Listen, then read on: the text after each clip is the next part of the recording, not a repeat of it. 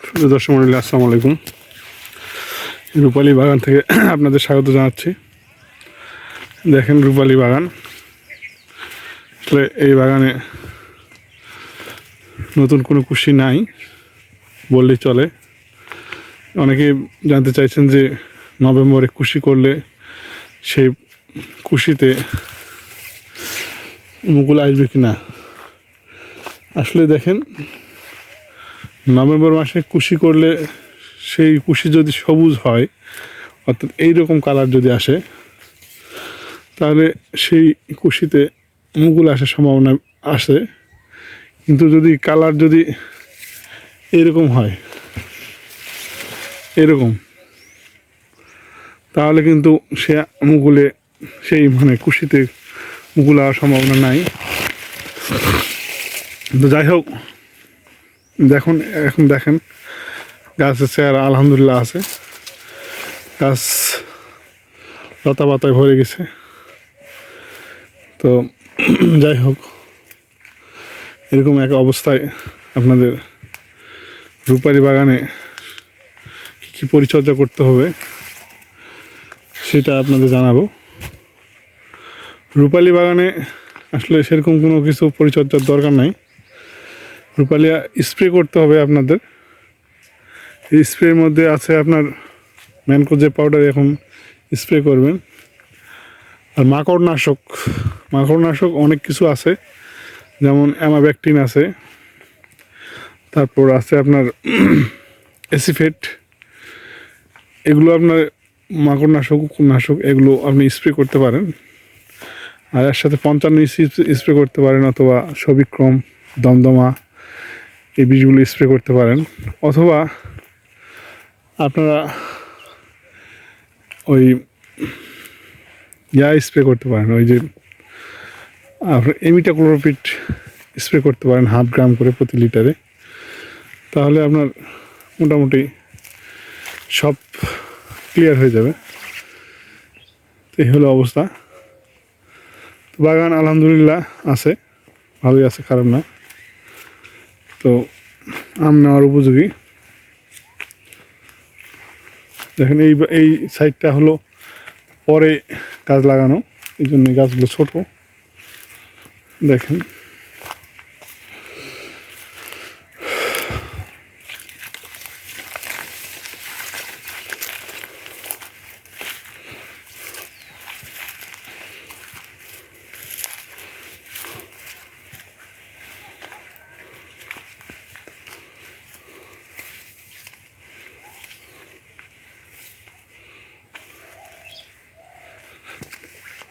এই হলো অবস্থা।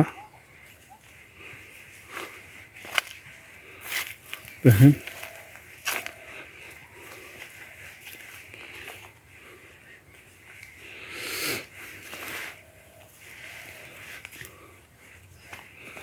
গাছের আসলে যত্ন না নিলে গাছে ফল পাওয়া মুশকিল। এটা কিন্তু চিরায়ত সত্য কথা। যত যত্ন নেবেন, গাছের চেহারা যত সুন্দর থাকবে, তত আপনার গাছে ফল ফসলে ভরে যাবে। এটাই হলো সত্য কথা। আপনার যে বীজগুলোর কথা বললাম, এই বীজগুলো আপনি যদি স্প্রে করেন 15 দিন অন্তর বা 8 দিন অন্তর, গাছের কন্ডিশন অনুযায়ী, গাছের পোকামাকড়ের পরিস্থিতি অনুযায়ী, তাহলে আপনার গাছ সতেজ থাকবে আর মুকুলের সমস্যা হবে না। আর যেহেতু এখন অত্যাধিক শীত, অর্থাৎ বেশি, এই যে দেখেন মুকুলে আসার হয়ে গেছে। দেখেন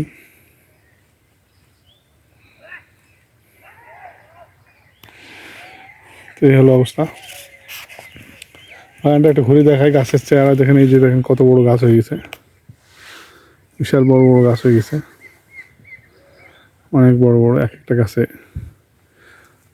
4 ক্যারেট 5 ক্যারেট করে আম ইজিলি নামবে, এরকম চেহারা হয়ে গেছে।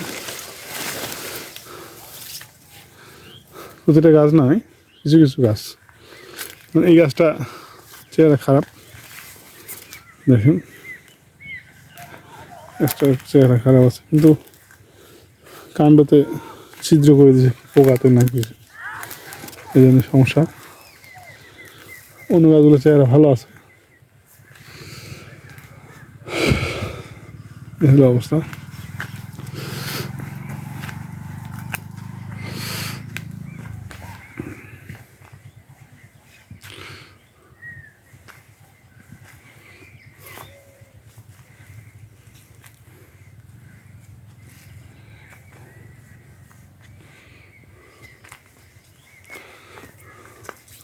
রূপালী আমের উৎপাদন যখন বেশি হয় তখন দাম কম, আর যখন উৎপাদন কম তখন দাম বেশি।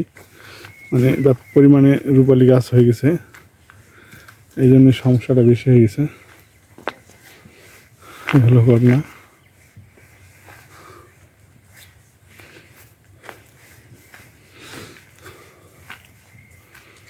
দেখেন